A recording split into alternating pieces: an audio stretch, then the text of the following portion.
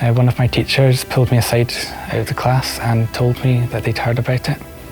And out of everyone they knew, they said the first person they thought of was me. I've never been the best at school, so when Craig came to my school and he said that here's an opportunity to learn outside that school environment, I was so interested, and I just wanted a chance to prove myself and that I was actually not like the dumbest person in a classroom, and that I was actually able to achieve something.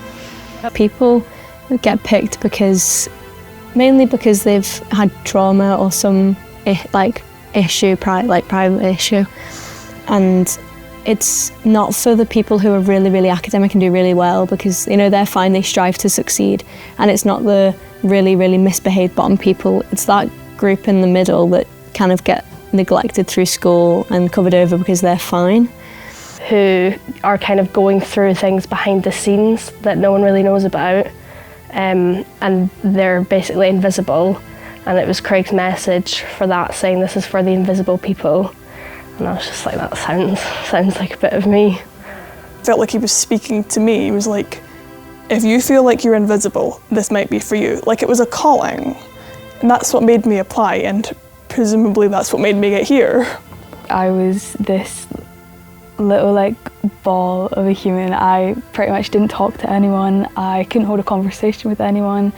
I never thought that it was for me or I could do anything like that. I was really, really shy and I cut myself off from everything. So to be told that you're going to be trekking in the Arctic Circle was like, no, I'm not. And I remember my mum was so supportive, and she was like, no, you're going.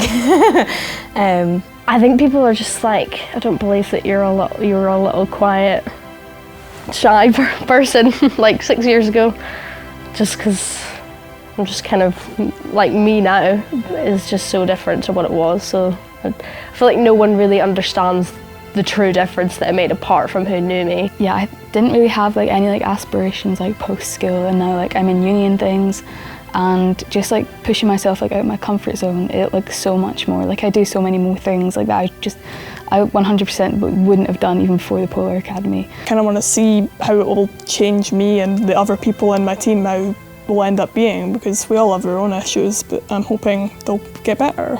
It's the biggest impact on my life. I have a lot of childhood trauma and stuff, and beforehand, I would never have done, I'd never have been sitting here even speaking to one person in the room. I shut myself off from everything. I would never have put my hand up to say yes or to anything. I just wouldn't have, because I never felt I was worth or worthy of doing anything either. It's kind of when you're doing difficult things, at least I tended to find that I was thinking I've been to Greenland, I've done this, I've done that, I've done these crazy things that I would have never in a million years thought I would have been doing. I also struggle a lot with being dyslexic, and I used to get really upset when people would say that to me. Now I just take it on the shoulder and I'm like, yeah, so what, I learn a bit differently. It's nothing bad. And a lot of the glides have dyslexia, so I think that actually helped me a lot when I was away, because the guides made me look at it more positively. What's so scary about trying something? And before, it's really hard to tell people that when you're in that headspace of you feel like you can't do anything, you're not really worthy or good enough. And I think the point of Polar Academy is not everyone has to trek the Arctic Circle to prove that they can, take everything out of life, but it's the certain people that you take to influence others, I think, to be role models. 10 years ago is wild. It's actually been 10 years ago. I cannot believe it. It's insane how well the team and everything's expanded. It's great to see the progress, and it's so good to still be connected with everybody.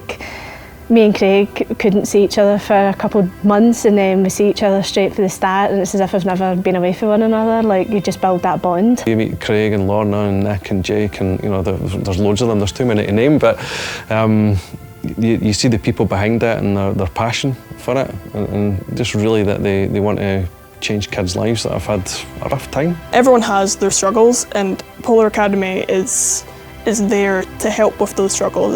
It's to help physical fitness, it's to help mental stuff, it's to help people make friends. One of the main things from Polar Academy for me is just a really good group of friends I've made.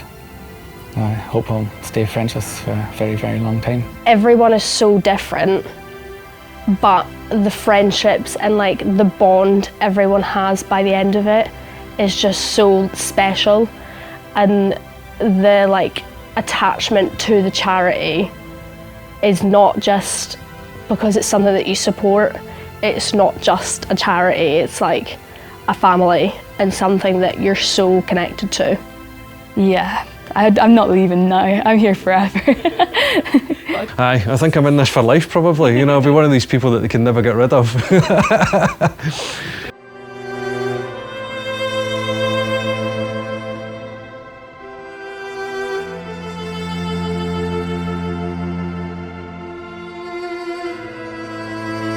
Polar Academy are taking our kids away, but in the best possible way that they can, you know.